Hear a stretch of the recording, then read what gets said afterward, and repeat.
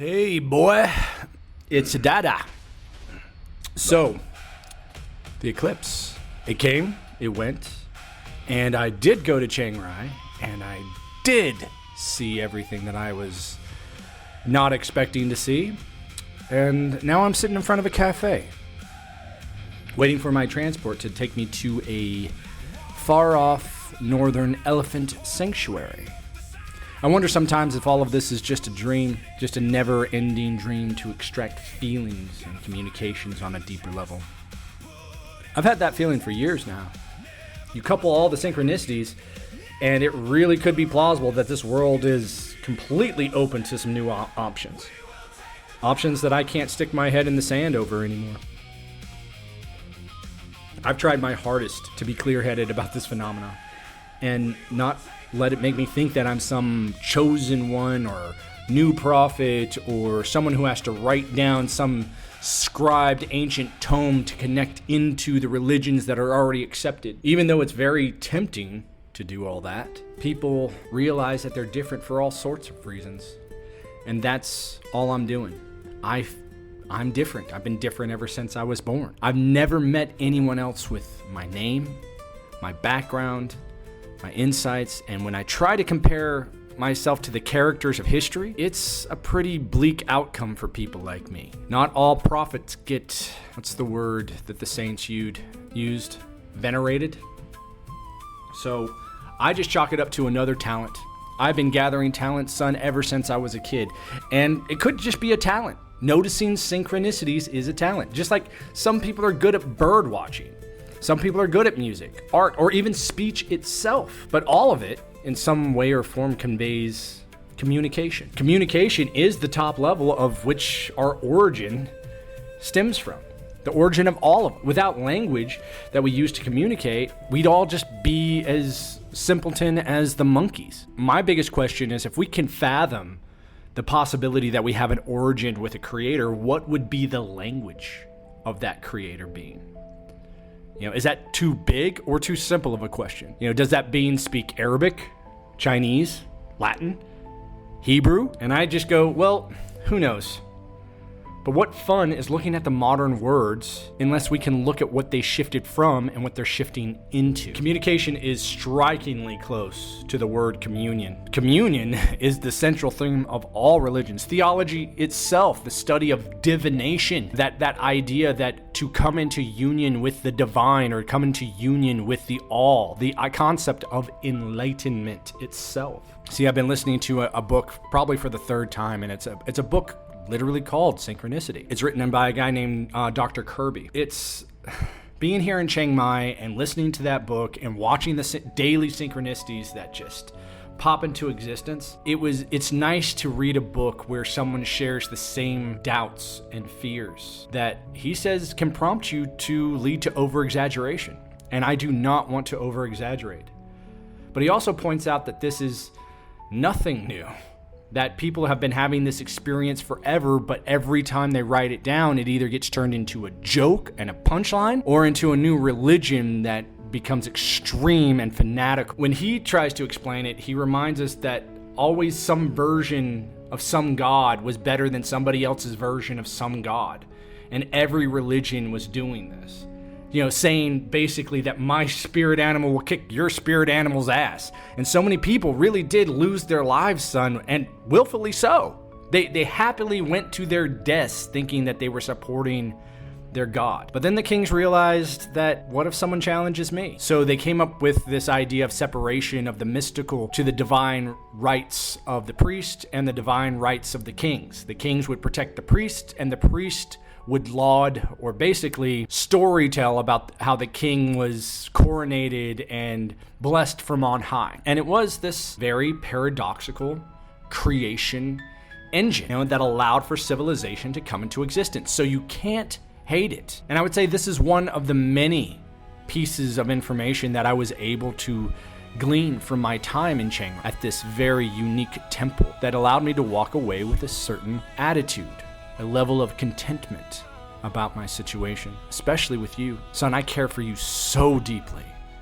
And part of this adventure is to show you how one just gets up and leaves. Not because they want to hurt somebody or because they're not going to miss them, but because something more important has revealed itself. Just like those kings realized that they were never going to be able to stop a horde of people demanding a proof of a god, they had to organize a situation where the storytelling ability of these gods were acceptable to the masses. Now, I really do feel that there is a back and forth between reality and the insights that I'm having. These synchronistic events don't have to have an origin of God. And that's what Dr. Kirby, the psychologist, was trying to point out. He says that it is a phenomenon. It is hard to explain. It is acausal. It does require an extreme amount of context of your own personal life.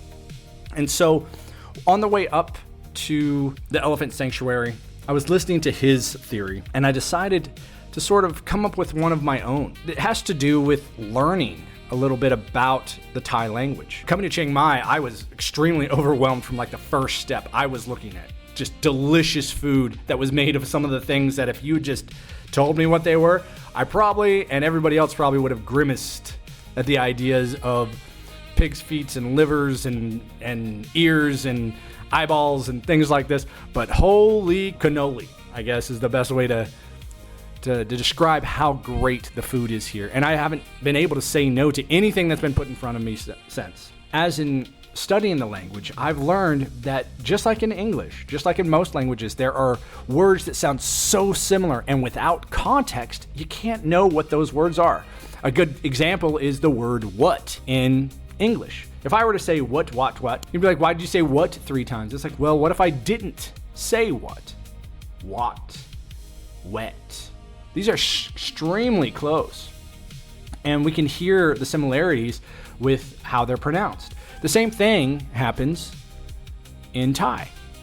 The word mai is used so frequently, and it can mean a variety of different things, no different than what in a question, wat as in a light bulb, or wet as in you're not dry anymore. Mai, like Chiang Mai, means new city, whereas Sabadi Mai means how are you?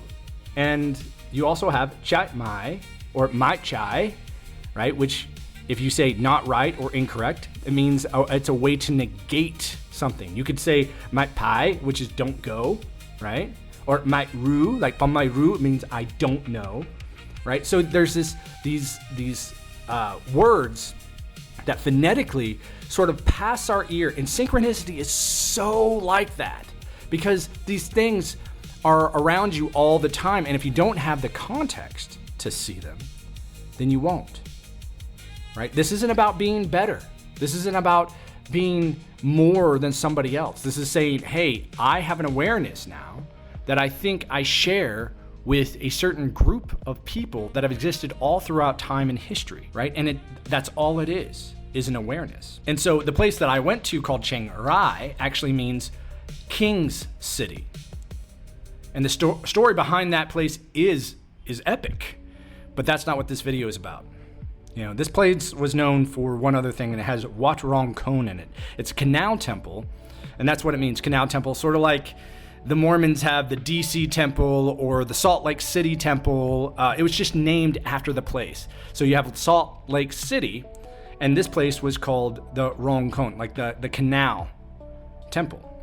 And that's how it was founded. The artist that came in and started to weave in a version of Buddhism that had never been seen before. And even to this day, they will not allow you to record inside that temple. It is kept extremely secret.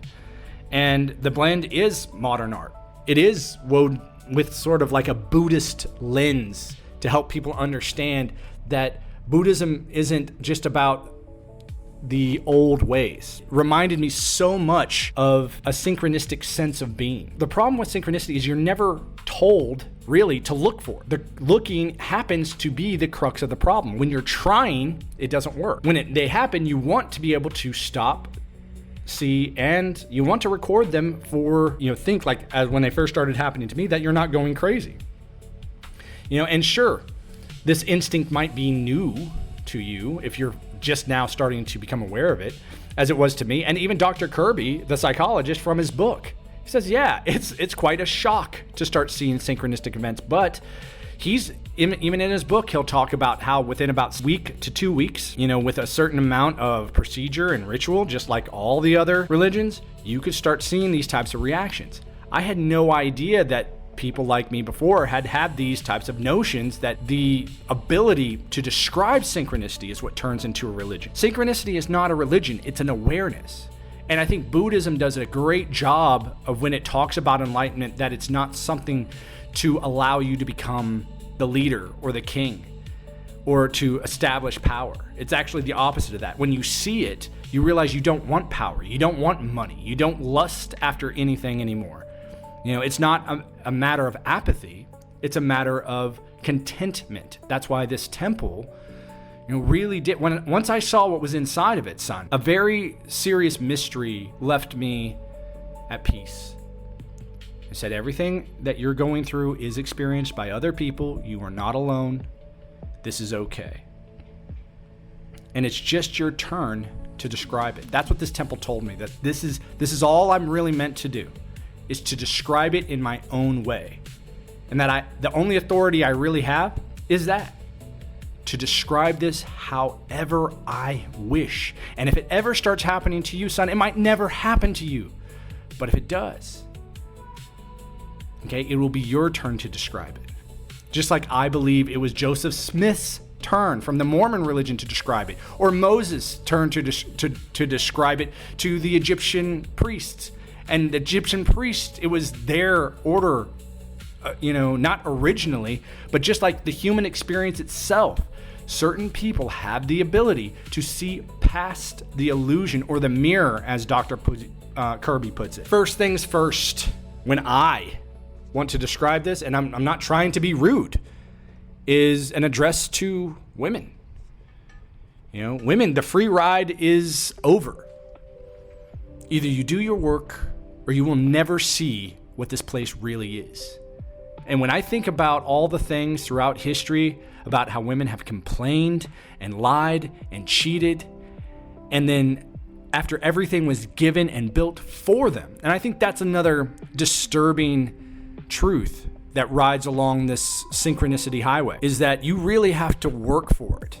It doesn't matter what you do as far as work, but that you put in the honest effort, the truthful effort. And when it comes to women, I don't see a truthful effort. They let men build their dishwashers. They let men build the milk factories. They let men build all the new container shops. Like when I went to Chiang Rai, I went to the museums there. And I saw old pictures of women weaving baskets and milking cows and tending to the farm and doing all this hard work and hard labor. And now, what do? Like, even when I walk around, I don't see the women doing anything more than simple preparation, simple cooking. Even when I was at the elephant sanctuary today, I'm looking at the people doing the hardest labor, the hardest work, chasing these elephants down, jumping in front of them, making sure that they're herded appropriately. It's all done by men. And the women, they sit back in the hut and they wait for people to show up and order some coffee. That's about it. What I'm trying to say is not to belittle women. I'm saying you have the same abilities as any man. You need to start using them. All right? And what you're doing right now is you're allowing the corruption to take you over. And I'm tired of seeing it. Corruption makes the mystically open more visible to answer that call. To answer, hey, I am aware. Like myself, I'm constantly asking, what am I supposed to do with all this? I don't feel like I'm doing miracles. And the only thing I really want is to raise my son and to watch him grow and to tell him how much I more love him. Son, I more love you. And I want to teach you the context of this life from my point of view.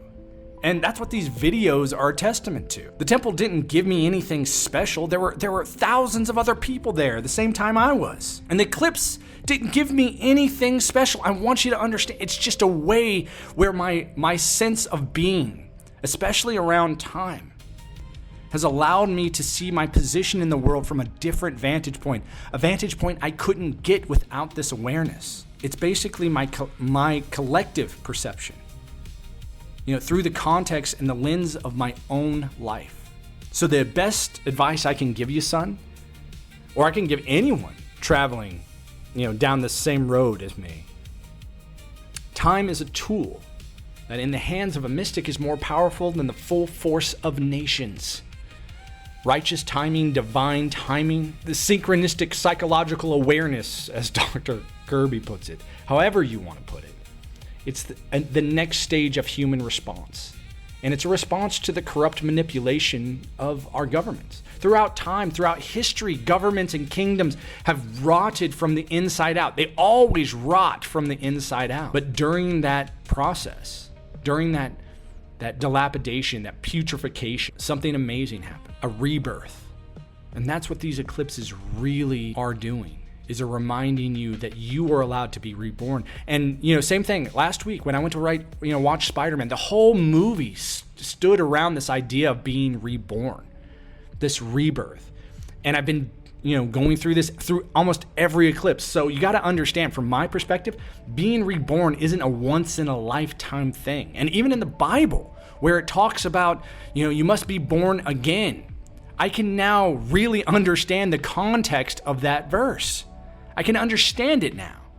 Without the awareness, I couldn't. Without the maturity, I couldn't. There's more than one temple around here. And yesterday I visited some of the oldest temples in Thailand, here in Chiang Mai. It wasn't to pay homage. It wasn't to walk in the footsteps of the elder generations. I just wanted to think whoever built somehow were on their own synchronistic path. You can call it Satori, call it enlightenment, or the light bulb effect. They're all beautiful ways to recognize the intricate web of our existence. Going to the north, again, going up into the mountains and visiting these great animals, these elephants, something about being around them it's hard to put into words, but I want to try. I want to try for you. I want to make this make sense so that you don't have to go through the same hardships that I did. I truly believe this, son.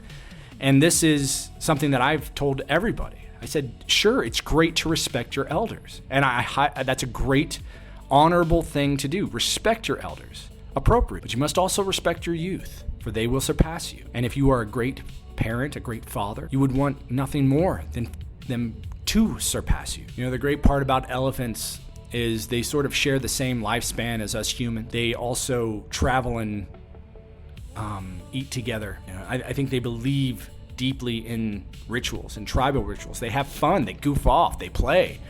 I was around a 2-month-old while I was there, and this little guy was all over the place, going crazy. I also found out they only sleep a couple hours a day. They eat so much. Being able to get close to these guys was a very unique and beautiful experience, and I'll never forget it. And I cannot wait to share an experience much like that with you. Meeting one of the youngest members of their tribe, he was much bigger than me, even at 2 months. And he reminded me of you.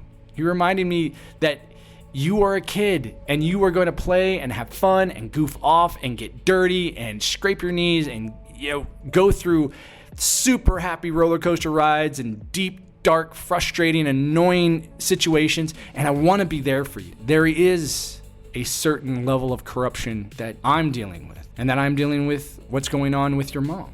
But that doesn't mean you can't be playful right now. You can't be mischievous and get all sorts of dirty, just like this little guy that I met today. And I hope you are. And one day I want to be able to share those experiences with you, just like I'm trying to share my experiences with you right now. I only have a few days left here, and I may visit another temple or two, or may go to another Muay Thai gym. Being able to train and lift weights and do Muay Thai keeps my head straight, and the synchronicities go through the roof when I'm, locked in like this.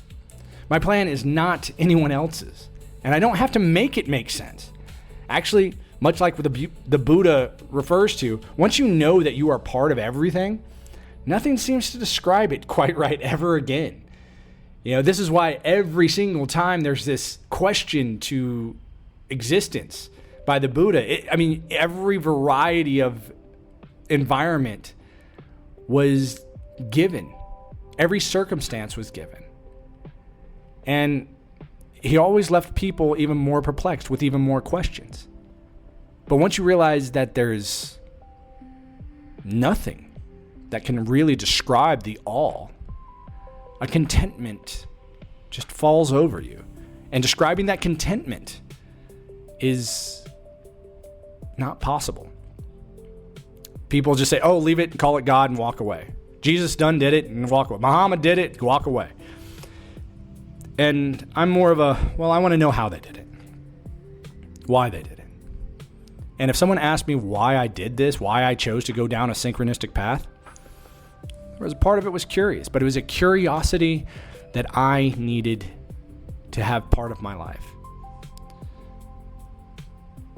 For you and me, I want to have a more confident.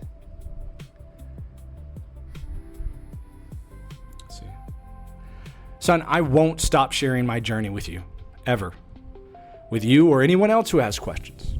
And you should keep asking questions to see where they lead. For you and me, I am more confident than ever that whatever happens on the 28th of this month with your mom will be exactly what she needs. Will be exactly what you and I need. Not because the government isn't corrupt, but this is the way the story needs to unfold. And I have more trust in it than ever now. I more love you, Bo, and I want to see you more than anything else.